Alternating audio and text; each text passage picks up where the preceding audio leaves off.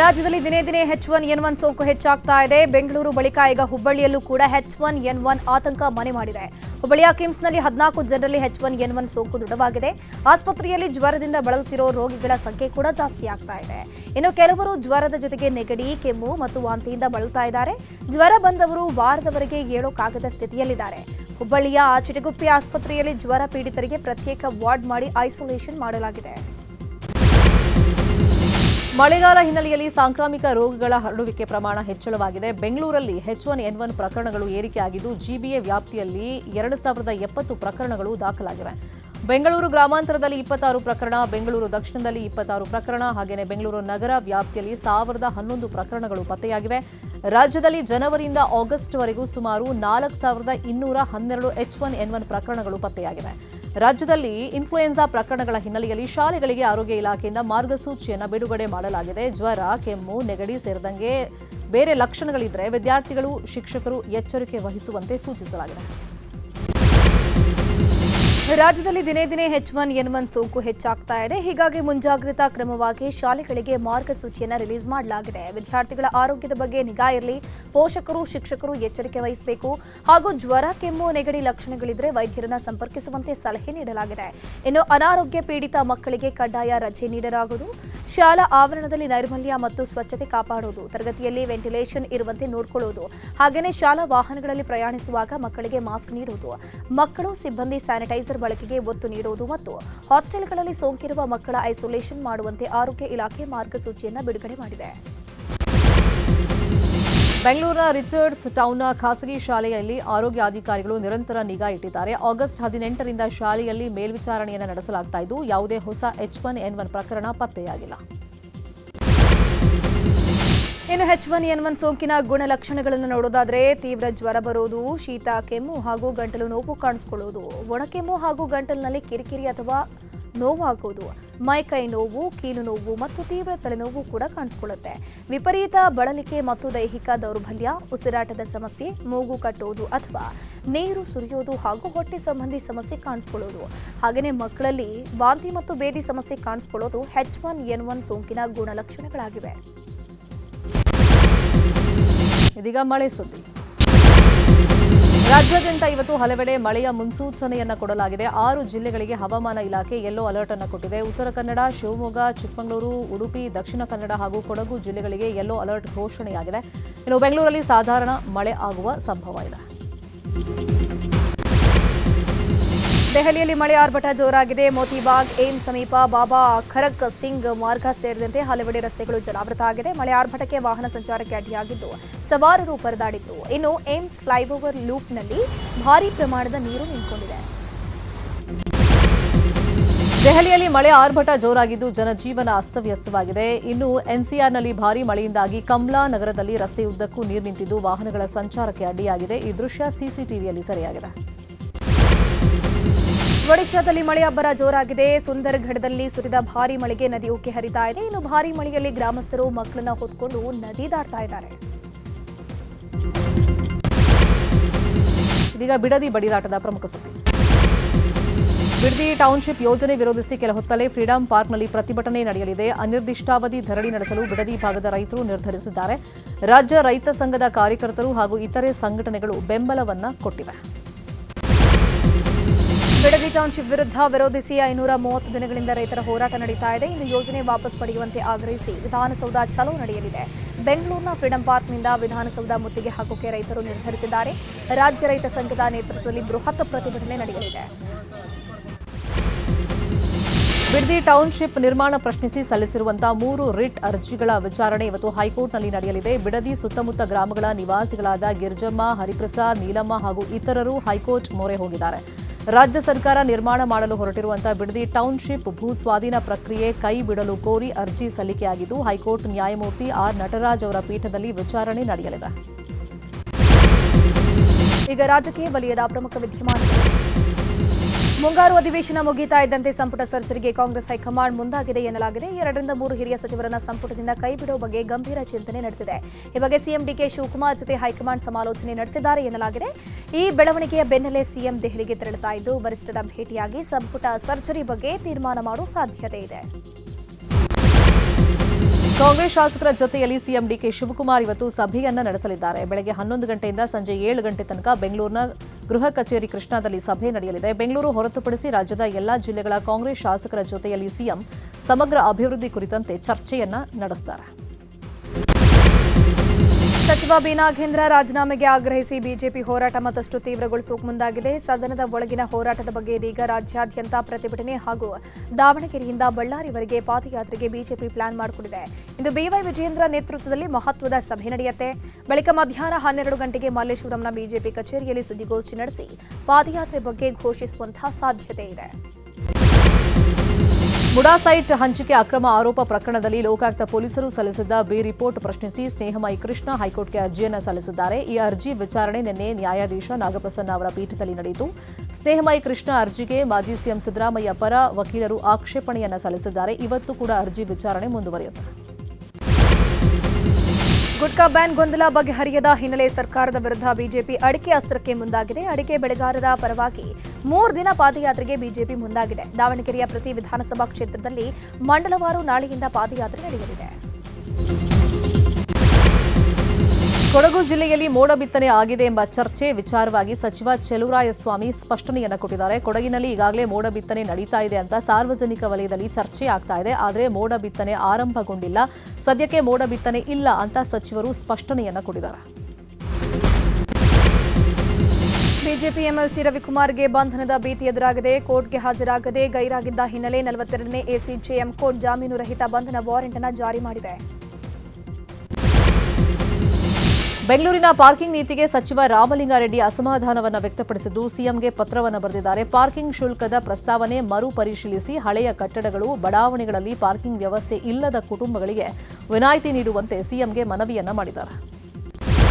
ಅಮೆಜಾನ್ನಲ್ಲಿ ಕಾಂಪ್ಲಿಮೆಂಟರಿಯಾಗಿ ವಿಷದ ಹಣ್ಣು ಮಾರಾಟವನ್ನು ಮಾಡಲಾಗಿತ್ತು. ಆಹಾರ ಪದಾರ್ಥದ ಜೊತೆಗೆ ದತ್ತೂರಿ ಕಾಯಿ ಪ್ಯಾಕೆಟ್ ಉಚಿತವಾಗಿ ನೀಡಲಾಗಿತ್ತು. ಚಾಯ್ ರೆಡ್ಡಿ ಎಂಬ ಮಹಿಳೆಗೆ ದತ್ತೂರಿ ಕಾಯಿಯನ್ನು ನೀಡಿ ಅಮೆಜಾನ್ ಎಡವಟ್ಟನ್ನು ಮಾಡಿಕೊಂಡಿದೆ. ಇದೀಗ ದತ್ತೂರಿ ಕಾಯಿ ಸೇವಿಸಿ ಮಹಿಳೆ ಆರೋಗ್ಯದಲ್ಲಿ ಏರುಪೇರಾಗಿದೆ. ಇದೀಗ ಘಟನೆ ಸಂಬಂಧ ಮಹಿಳೆ ಆಸ್ಪತ್ರೆಗೆ ದಾಖಲಾಗಿದ್ದು ಜೀವನ್ಮರಣದ ಹೋರಾಟ ನಡೆಸ್ತಾ ಇದ್ದಾರೆ. ಪ್ಯಾಕ್ನಲ್ಲಿ ದತ್ತೂರಿ ಕಾಯಿ ವಿಷಕಾರಿ ಅನ್ನೋ ಮಾಹಿತಿಯನ್ನು ನಮೂದಿಸಿರಲಿಲ್ಲ ಅಂತ ಹೇಳಲಾಗ್ತಾ ಇದೆ. ವಿಷಕಾರಿ ವಸ್ತುವನ್ನು ಆಹಾರ ಪದಾರ್ಥದ ಜೊತೆಗೆ ಉಚಿತವಾಗಿ ನೀಡಿದ್ದು ಹೇಗೆ? ದತ್ತೂರಿ ಕಾಯಿ ಮಾರಾಟ ಮಾಡಿದವರು ಯಾರು? ಈ ಎಲ್ಲ ವಿಚಾರವನ್ನ ತನಿಖೆ ಮಾಡಬೇಕು ಅಂತೇಳಿ ಜನ ಆಗ್ರಹ ಮಾಡಿದ್ದಾರೆ. ವಿಷಕಾರಿ ದತ್ತೂರಿ ಮಾರಾಟ ಹಿನ್ನೆಲೆ ಆನ್ಲೈನ್ ಪ್ಲಾಟ್ಫಾರ್ಮ್ಗಳ ಮೇಲೆ ಎಫ್ಡಿಎ ದಾಳಿ ಮಾಡಿದೆ. ಅಮೆಜಾನ್, ಸ್ವಿಗ್ಗಿ, ಬಿಗ್ ಬಾಸ್ಕೆಟ್, ವೇರ್ಹೌಸ್ಗಳ ಮೇಲೆ ದಾಳಿಯಾಗಿದೆ. ಹೊಸಕೋಟೆ ಸೇರಿದಂತೆ ಹಲವೆಡೆ ತಪಾಸಣೆ ವೇಳೆ ವಿಷಕಾರಿ ದತ್ತೂರಿ ಹಣ್ಣು ಪತ್ತೆಯಾಗಿದೆ. ದತ್ತೂರಿ ಹಣ್ಣು ಮಾರಾಟಕ್ಕೆ ಸಂಬಂಧಪಟ್ಟಂತೆ ಆಹಾರ ಸುರಕ್ಷತೆ ಹಾಗೂ ಗುಣಮಟ್ಟ ಇಲಾಖೆ ಕಠಿಣ ಕ್ರಮ ಕೈಗೊಂಡಿದೆ. ಈ ಬಗ್ಗೆ ಕೇಂದ್ರದ ಅಂಕಿತ ಅಧಿಕಾರಿ ಹಾಗೂ ಕೇಂದ್ರ ಆಹಾರ ಸುರಕ್ಷತಾ ಅಧಿಕಾರಿಗೆ ಎಫ್ಡಿಎ ಪತ್ರ ಬರೆದಿದೆ. ಅನ್ನಭಾಗ್ಯ ಯೋಜನೆ ಪಡಿತರ ಅಕ್ಕಿ ಪಡೆಯೋದಕ್ಕೆ ಫಲಾನುಭವಿಗಳು ಪರದಾಟವನ್ನು ಪಡ್ತಾ ಇದ್ದಾರೆ. ಗದಗ್ನಲ್ಲಿ ಸರ್ವರ್ ಸಮಸ್ಯೆಯಿಂದ ಜನರಿಗೆ ಪಡಿತರ ಅಕ್ಕಿ ಸಿಗ್ತಾ ಇಲ್ಲ. ಎಪಿಎಂಸಿ ಯಾರ್ಡ್ನಲ್ಲಿರುವಂತಹ ನ್ಯಾಯಬೆಲೆ ಅಂಗಡಿಯಲ್ಲಿ ಸಮಸ್ಯೆ ಉಂಟಾಗಿದೆ. ಬೆಳಗ್ಗೆಯಿಂದಲೂ 3 ತಾಸುಗಳ ಕಾಲ ಸರತಿ ಸಾಲಲ್ಲಿ ನಿಂತಿರುವಂತಹ ಜನ ಪಡಿತರಕ್ಕಾಗಿ ಕಾಯ್ತಾ ಇದ್ದಾರೆ. ದಿನನಿತ್ಯದ ದುಡಿಮೆ ಬಿಟ್ಟು ಪಡಿತರ ಅಕ್ಕಿ ಪಡೆಯೋದಕ್ಕೆ ಪರದಾಟವನ್ನು ಪಡ್ತಾ ಇದ್ದಾರೆ. ಈ ಬಗ್ಗೆ ಸರ್ಕಾರದ ವಿರುದ್ಧ ಫಲಾನುಭವಿಗಳು ಆಕ್ರೋಶವನ್ನು ವ್ಯಕ್ತಪಡಿಸಿದ್ದಾರೆ. ಆಹಾರ ಇಲಾಖೆ ಅಧಿಕಾರಿಗಳ ನಿರ್ಲಕ್ಷ್ಯದಿಂದ ನಮಗೆ ಸಮಸ್ಯೆ ಆಗ್ತಿದೆ ಅಂತೇಳಿ ಕಿಡಿಕಾರಿದ್ದಾರೆ. ಗುಡಿಬಂಡೆಯಲ್ಲಿ ಕೆಎಸ್ಆರ್ಟಿಸಿ ಡಿಪೋಗೆ ಆಗ್ರಹಿಸಿ ಬಂದ್ ಮಾಡಲಾಗ್ತಾ ಇದೆ. ಗುಡಿಬಂಡೆ ಬಂದ್ಗೆ ಜನಸಾಮಾನ್ಯರು ಹಾಗೂ ವರ್ತಕರು ಸೇರಿದಂತೆ ಅನೇಕರು ಸಾಥ್ ಕೊಟ್ಟಿದ್ದಾರೆ. ಕೆಎಸ್ಆರ್ಟಿಸಿ ಬಸ್ ಡಿಪೋ ಕಾಮಗಾರಿ ವಿಳಂಬ ಹಿನ್ನೆಲೆ ಬಂದ್ಗೆ ಕರೆ ನೀಡಲಾಗಿತ್ತು. ಬೆಳಗ್ಗೆ 6 ಗಂಟೆಯಿಂದಲೇ ಬಸ್ಗಳನ್ನು ತಡೆದು ಪ್ರತಿಭಟನೆ ಮಾಡಲಾಗ್ತಾ ಇದೆ. ಸುಮಾರು 25 ವರ್ಷಗಳಿಂದ ಡಿಪೋ ಕಾಮಗಾರಿ ವಿಳಂಬ ಮಾಡಲಾಗ್ತಿದೆ ಅಂತ ಆರೋಪಿಸಲಾಗಿದೆ. ಡಿಪೋ ಕಾಮಗಾರಿ ಆರಂಭ ಆಗುವವರೆಗೂ ಹೋರಾಟ ಮುಂದುವರಿಸುವ ಎಚ್ಚರಿಕೆಯನ್ನು ಹೋರಾಟಗಾರರು ಕೊಟ್ಟಿದ್ದಾರೆ. ಹಾವೇರಿ ಜಿಲ್ಲೆ ಶಿಗ್ಗಾವಿ ಪಟ್ಟಣ ಬಂದ್ ಕರೆ ಬೆನ್ನಲ್ಲೇ ಜಿಲ್ಲಾಡಳಿತದಿಂದ ಪ್ರಮೋದ್ ಮುತಾಲಿಕ್ಗೆ ಬಿಗ್ ಶಾಕ್ ಎದುರಾಗಿದೆ. 2 ತಿಂಗಳ ಕಾಲ ಹಾವೇರಿ ಜಿಲ್ಲೆ ಪ್ರವೇಶಕ್ಕೆ ನಿರ್ಬಂಧಿಸಿ ಜಿಲ್ಲಾಡಳಿತ ಆದೇಶಿಸಿದೆ. ಆಗಸ್ಟ್ 24ರಿಂದ ಅಕ್ಟೋಬರ್ 14ರವರೆಗೆ ಹಾವೇರಿ ಪ್ರವೇಶ ಮಾಡದಂತೆ ಆದೇಶಿಸಿದೆ.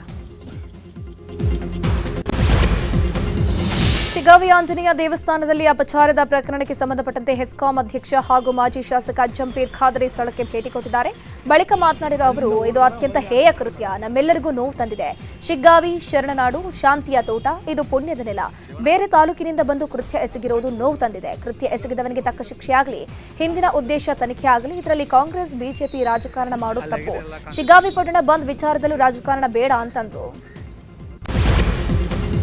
ಅಂಗಡಿ ಮಾಲಕಿ ಮೇಲೆ ಹಲ್ಲೆ ಮತ್ತು ಪೊಲೀಸ್ ವೈಫಲ್ಯ ಖಂಡಿಸಿ ಇವತ್ತು ಪುತ್ತೂರು ಬಂದ್ಗೆ ಕರೆಯನ್ನ ನೀಡಲಾಗಿದೆ. ಹಿಂದೂ ಜಾಗರಣ ವೇದಿಕೆ ಸ್ವಯಂ ಪ್ರೇರಿತ ಬಂದ್ಗೆ ಕರೆಯನ್ನ ಕೊಟ್ಟಿದೆ. ಬಂದ್ಗೆ ವರ್ತಕರು, ಆಟೋ ಯೂನಿಯನ್, ಬಿಜೆಪಿ ಹಾಗೂ ಹಿಂದೂ ಪರ ಸಂಘಟನೆಗಳು ಬೆಂಬಲವನ್ನ ಕೊಟ್ಟಿವೆ. ಇನ್ನು ಈದ್ ಮಿಲಾದ್ ಹಾಗೂ ಬಂದ್ ಹಿನ್ನೆಲೆ ಹೆಚ್ಚುವರಿ ಪೊಲೀಸ್ ಭದ್ರತೆಯನ್ನು ಒದಗಿಸಲಾಗಿದೆ. ಹೊಸಕೋಟೆಯಲ್ಲಿ ಬೆಳ್ಳಂಬೆಳಗ್ಗೆ ಜೆಸಿಬಿಗಳು ಘರ್ಜಿಸಿವೆ. ನಗರಸಭೆ ಅಧಿಕಾರಿಗಳು ಮತ್ತು ಪೊಲೀಸರು ಜಂಟಿ ಕಾರ್ಯಾಚರಣೆ ಮಾಡಿದ್ದು ಫುಟ್ಪಾತ್ ಒತ್ತುವರಿ ತೆರವು ಮಾಡಿದ್ದಾರೆ.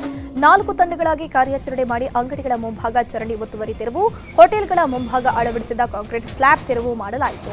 ಫುಟ್ಪಾತ್ ಒತ್ತುವರಿಯಿಂದ ಸಾಕಷ್ಟು ಟ್ರಾಫಿಕ್ ಜಾಮ್ ಆಗ್ತಾ ಇತ್ತು. ಈ ಬಗ್ಗೆ ದೂರು ಬಂದ ಹಿನ್ನೆಲೆ ಕಾರ್ಯಾಚರಣೆಯನ್ನು ನಡೆಸಲಾಗಿದೆ. ವಿವಿಧ ಬೇಡಿಕೆಗಳ ಈಡೇರಿಕೆಗೆ ಆಗ್ರಹಿಸಿ ಅಂಗನವಾಡಿ ಕಾರ್ಯಕರ್ತೆಯರು ಹಾಗೂ ಸಹಾಯಕಿಯರ ಫೆಡರೇಷನ್ ಇವತ್ತು ಪ್ರತಿಭಟನೆಯನ್ನು ನಡೆಸ್ತಾ ಇದೆ. ರಾಜ್ಯ ಮತ್ತು ಕೇಂದ್ರ ಸರ್ಕಾರದ ಎಲ್ಲಾ ಯೋಜನೆಗಳಿಗೆ ಅಂಗನವಾಡಿ ಕಾರ್ಯಕರ್ತೆಯರನ್ನ ಬಳಕೆ ಮಾಡಿಕೊಳ್ತಾರೆ. ಹೀಗಿದ್ರೂ ಸರಿಯಾಗಿ ಗೌರವಧನ ಕೊಡ್ತಾ ಇಲ್ಲ. ಹೀಗಾಗಿ ಇವತ್ತು ಅಂಗನವಾಡಿ ಕಾರ್ಯಕರ್ತೆಯರು ಪ್ರತಿಭಟನೆಗೆ ಪ್ಲಾನ್ ಮಾಡಿಕೊಂಡಿದ್ದಾರೆ. ಕರ್ನಾಟಕ ಪರೀಕ್ಷಾ ಪ್ರಾಧಿಕಾರ ಯುಜಿಸಿಇಟಿ ಕೋರ್ಸ್ಗಳ ಪ್ರವೇಶದ 2ನೇ ಸುತ್ತಿನ ಅಂತಿಮ ಸೀಟು ಹಂಚಿಕೆ ಫಲಿತಾಂಶವನ್ನು ಪ್ರಕಟಿಸಿದೆ. ಸೀಟು ಹಂಚಿಕೆಯಾಗಿರುವ ಅಭ್ಯರ್ಥಿಗಳು ಆಗಸ್ಟ್ 25ರಿಂದ 28ರವರೆಗೆ ಶುಲ್ಕ ಪಾವತಿಸಿ ಕಾಲೇಜಿಗೆ ಪ್ರವೇಶ ಪಡೆಯಬಹುದಾಗಿದೆ. ಖಾಲಿ ನಿವೇಶನ ಸ್ವಚ್ಛಗೊಳಿಸದ ಮಾಲೀಕರಿಗೆ ಬಿಸಿಯನ್ನ ಮುಟ್ಟಿಸೋದಕ್ಕೆ ಜಿಬಿಎ ತಯಾರಿಯನ್ನ ಮಾಡಿಕೊಂಡಿದೆ. ಇದೇ ಗುರುವಾರದಿಂದ ನಗರ ಪಾಲಿಕೆ ವ್ಯಾಪ್ತಿಯಲ್ಲಿ ಖಾಲಿ ನಿವೇಶನ ಸ್ವಚ್ಛತಾ ಕಾರ್ಯ ಆರಂಭವಾಗಲಿದೆ. ಸ್ವಚ್ಛಗೊಳಿಸಬೇಕಾದಂಥ ಖಾಲಿ ನಿವೇಶನಗಳಿಗೆ ನೋಟಿಸ್ ಅಂಟಿಸೋದಕ್ಕೆ ಸಚಿವ ಕೃಷ್ಣ ಬೈರೇಗೌಡ ಸೂಚನೆಯನ್ನ ಕೊಟ್ಟಿದ್ದಾರೆ. ಈಗ ಕ್ರೈಮ್ ಲೋಕದ ಪ್ರಮುಖ ಸುದ್ದಿಗಳು. ರೇಣುಕಾಸ್ವಾಮಿ ಕೊಲೆ ಪ್ರಕರಣದಲ್ಲಿ ಜೈಲಲ್ಲಿರುವಂತಹ ದರ್ಶನ್ಗೆ ಆಪ್ತ ಸ್ನೇಹಿತ ಪ್ರದೋಷ್ ಮಾಫಿ ಸಾಕ್ಷಿ ಹೇಳಿಕೆ ಸಂಕಷ್ಟ ತಂದೊಡ್ಡಿದೆ. ಇಂದು ಆರೋಪಿ ಪ್ರದೋಷ್ ಮಾಫಿ ಸಾಕ್ಷಿಯಾಗಿ ಪರಿಗಣಿಸುವ ಬಗ್ಗೆ 59ನೇ ಸೆಷನ್ಸ್ ಕೋರ್ಟ್ ಆದೇಶ ನೀಡಲಿದೆ. ಬೆಂಗಳೂರಿನಲ್ಲಿ ಪುಡಿ ರೌಡಿಗಳ ಹಾವಳಿ ಜೋರಾಗಿದೆ. ವಿದ್ಯಾರಣ್ಯಪುರದಲ್ಲಿ 2 ಗುಂಪಿನವರು ಮಚ್ಚು ದೊಣ್ಣೆ ಹಿಡಿದು ನಡು ರಸ್ತೆಯಲ್ಲಿ ಹೊಡೆದಾಟವನ್ನು ಮಾಡಿಕೊಂಡಿದ್ದಾರೆ. ಅಲ್ಲದೆ ಸ್ಥಳೀಯರಿಗೆ ಬೆದರಿಕೆ ಹಾಕಿದ್ದು ವಿಡಿಯೋ ವೈರಲ್ ಆಗಿದೆ. ಇದರ ಬೆನ್ನಲ್ಲೇ 6 ಆರೋಪಿಗಳನ್ನು ಪೊಲೀಸರು ಬಂಧಿಸಿದ್ದಾರೆ. ಪಶು ವೈದ್ಯಾಧಿಕಾರಿಗಳ ನೇಮಕಾತಿಯಲ್ಲಿ ಅಕ್ರಮ ಪ್ರಕರಣ ಸಂಬಂಧ ತನಿಖೆ ಮುಂದುವರೆದಿದೆ. ಇವತ್ತು ಬೆಳಗ್ಗೆ 11 ಗಂಟೆ ನಂತರ ವಿಚಾರಣೆಗೆ ಹಾಜರಾಗಬೇಕು ಅಂತ ಹೇಳಿ ಜ್ಞಾನೇಂದ್ರಗೆ ಇಡಿ ನೋಟಿಸ್ ಅನ್ನು ಕೊಟ್ಟಿತ್ತು. ಹೀಗಾಗಿ ಇವತ್ತು ಜ್ಞಾನೇಂದ್ರ ವಿಚಾರಣೆಗೆ ಹಾಜರಾಗುವಂತ ಸಾಧ್ಯತೆ ಇದೆ. ಮಂಡ್ಯದ ಆರತಿಯುಕ್ಕಡದಲ್ಲಿ ಪಿಎಸ್ಐ ಮೇಲೆ ಹಲ್ಲೆ ಕೇಸ್ ಘಟನೆ ನಡೆದು 10 ದಿನಗಳ ಬಳಿಕ ವಿಡಿಯೋ ಸಮರ ಶುರುವಾಗಿದೆ. ಸಾಮಾಜಿಕ ಜಾಲತಾಣದಲ್ಲಿ ವಿಡಿಯೋಗಳು ವೈರಲ್ ಆಗಿದೆ. ಪಿಎಸ್ಐ ಸವಿತಾ ಪಾಟೀಲ್, ಐಶ್ವರ್ಯ ನಡುವಿನ ಗಲಾಟೆಯ ವಿಡಿಯೋ ಇದಾಗಿದೆ. ಶಾಲಾ ಕಾಲೇಜುಗಳ ತರಗತಿ ಕೊಠಡಿಗಳಲ್ಲಿ ಸಮವಸ್ತ್ರದ ಜೊತೆಗೆ ಹಿಜಾಬ್ ಧರಿಸೋಕೆ ಅನುಮತಿ ನೀಡೋಕೆ ಕೋರಿ ವಿದ್ಯಾರ್ಥಿನಿಯೊಬ್ಬಳು ಅಲಹಾಬಾದ್ ಹೈಕೋರ್ಟ್ ಮೆಟ್ಟಿಲೇರಿದ್ದು, ಆದರೆ ವಿದ್ಯಾರ್ಥಿನಿ ಸಲ್ಲಿಸಿದ್ದ ರಿಟರ್ನ್ ವಜಾಗೊಂಡಿದೆ. ಇಸ್ಲಾಂ ಧರ್ಮದಲ್ಲಿ ಹಿಜಾಬ್ ಧರಿಸೋದು ಅತ್ಯಗತ್ಯ ಧಾರ್ಮಿಕ ಆಚರಣೆ ಅನ್ನೋದನ್ನು ಸಾಬೀತುಪಡಿಸೋಕೆ ಅರ್ಜಿದಾರರು ವಿಫಲರಾಗಿದ್ದಾರೆ ಅಂತ ನ್ಯಾಯಾಲಯ ಮಹತ್ವದ ತೀರ್ಪನ್ನು ಕೊಟ್ಟಿದೆ. ದೇಶದಲ್ಲಿ ಸಕ್ಕರೆ ದರ ದಿಢೀರಂತ ಏರಿಕೆಯಾಗಿತ್ತು. ಹಿನ್ನೆಲೆಯಲ್ಲಿ 10 ಲಕ್ಷ ಟನ್ ಕಚ್ಚಾ ಸಕ್ಕರೆಯನ್ನು ಸುಂಕ ಮುಕ್ತವಾಗಿ ಆಮದು ಮಾಡಿಕೊಳ್ಳುವುದಕ್ಕೆ ಕೇಂದ್ರ ಸರ್ಕಾರ ಅನುಮತಿಯನ್ನು ಕೊಟ್ಟಿದೆ. ಈ ಬೆಳವಣಿಗೆ ಬೆನ್ನಲ್ಲೇ ಸಕ್ಕರೆ ದರ ಶೇಕಡಾ 15ರಷ್ಟು ಇಳಿಕೆಯಾಗಿದೆ. ಹೋಲ್ಸೇಲ್ ದರದಲ್ಲಿ ಮಾತ್ರ ಇಳಿಕೆಯಾಗಿದ್ದು, ಚಿಲ್ಲರೆ ದರ ಪ್ರತಿ ಕೆಜಿಗೆ 75 ರೂಪಾಯಿ ಇದೆ. ಪುಣೆಯ ಮಾಧವ್ಗಂಜ್ನಲ್ಲಿರುವಂತಹ ಬೆಲ್ಲದ ಕಾರ್ಖಾನೆಯಲ್ಲಿ ಕೆಲಸ ಮಾಡ್ತಾ ಇದ್ದ ವ್ಯಕ್ತಿ ಆಯತಪ್ಪಿ ಕುದಿಯುತ್ತಿದ್ದ ಬೆಲ್ಲದ ಪಾತ್ರೆಗೆ ಬಿದ್ದಿದ್ದಾನೆ. ಗಾಯಗೊಂಡಿದ್ದ ಡ್ಯಾನಿಶ್ನನ್ನ ಸ್ಥಳೀಯರು ಆಸ್ಪತ್ರೆಗೆ ಸಾಗಿಸಿದ್ರು. ಚಿಕಿತ್ಸೆ ಫಲಿಸದೆ ಸಾವನ್ನಪ್ಪಿದ್ದಾನೆ. ಡ್ಯಾನಿಶ್ ಬೆಲ್ಲದ ಪಾತ್ರೆಗೆ ಬಿದ್ದ ದೃಶ್ಯ ಸಿಸಿಟಿವಿಯಲ್ಲಿ ಕ್ಯಾಪ್ಚರ್ ಆಗಿದೆ. ಜಮ್ಮು ಕಾಶ್ಮೀರದ ಪೂಂಚ್ ಜಿಲ್ಲೆಯ ಸುರನ್ಕೋಟ್ ಪ್ರದೇಶದಲ್ಲಿ ಉಚಿತ ವೈದ್ಯಕೀಯ ಶಿಬಿರ ಆಯೋಜನೆ ಮಾಡಲಾಗಿದೆ. ಭಾರತೀಯ ಸೇನೆಯ ರೋಮಿಯೋ ಫೋರ್ಸ್ನಿಂದ ಸ್ಥಳೀಯರಿಗಾಗಿ ಶಿಬಿರ ಆಯೋಜನೆ ಮಾಡಲಾಗಿದೆ.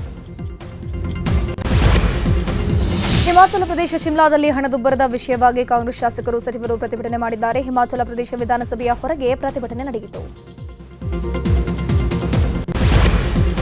ಜಮ್ಮು ಕಾಶ್ಮೀರದ ರಾಂಬನ್ನಲ್ಲಿ ಭೂಕುಸಿತದಿಂದಾಗಿ ಹಲವು ಮನೆಗಳಲ್ಲಿ ಬಿರುಕು ಕಾಣಿಸಿಕೊಂಡಿದೆ. ಹೀಗಾಗಿ ಸಂತ್ರಸ್ತ ಕುಟುಂಬಗಳನ್ನು ಸುರಕ್ಷಿತ ಸ್ಥಳಕ್ಕೆ ಸ್ಥಳಾಂತರ ಮಾಡಲಾಗಿದೆ. ಈಗ ಕ್ರೀಡಾ ಸುದ್ದಿ. ಧ್ರುವ್ ಜುರೇಲ್ ಅಮೋಘ ಶತಕದ ನೆರವಿನಿಂದ ಭಾರತ ತಂಡ ಶ್ರೀಲಂಕಾ ವಿರುದ್ಧದ 2ನೇ ಟೆಸ್ಟ್ನಲ್ಲಿ ಪ್ರಾಬಲ್ಯ ಸಾಧಿಸಿದೆ. ಟೀಂ ಇಂಡಿಯಾ ಮೊದಲ ಇನ್ನಿಂಗ್ಸ್ನಲ್ಲಿ 9 ವಿಕೆಟ್ಗೆ 503 ರನ್ ಗಳಿಸಿ ಡಿಕ್ಲೇರ್ ಘೋಷಿಸಿತು. ಇನ್ನು 3 ದಿನ ಬಾಕಿ ಇರುವಾಗಲೇ ಇನ್ನಿಂಗ್ಸ್ ಗೆಲುವನ್ನು ಎದುರು ನೋಡ್ತಾ ಇದೆ ಭಾರತ. ಪಂದ್ಯಕ್ಕೆ ಮಳೆ ಅಡ್ಡಿಪಡಿಸುವಂತಹ ಆತಂಕ ಕೂಡ ಇದೆ. ಇದೀಗ ಸಿನಿ ಲೋಕದ ಪ್ರಮುಖ ಸುದ್ದಿ. ರಾಕಿಂಗ್ ಸ್ಟಾರ್ ಯಶ್ ನಟನೆಯ ಟಾಕ್ಸಿಕ್ ಚಿತ್ರ ನಾಳೆ ಬಿಡುಗಡೆ ಆಗ್ತಾ ಇದೆ. ಇದರ ಬೆನ್ನಲ್ಲೇ ಯಶ್ ಧರ್ಮಸ್ಥಳಕ್ಕೆ ಭೇಟಿಯನ್ನ ಕೊಡ್ತಾ ಇದ್ದಾರೆ. ಇವತ್ತು ಮಂಜುನಾಥ ಸ್ವಾಮಿ ದರ್ಶನವನ್ನ ಪಡೆದಿದ್ದಾರೆ.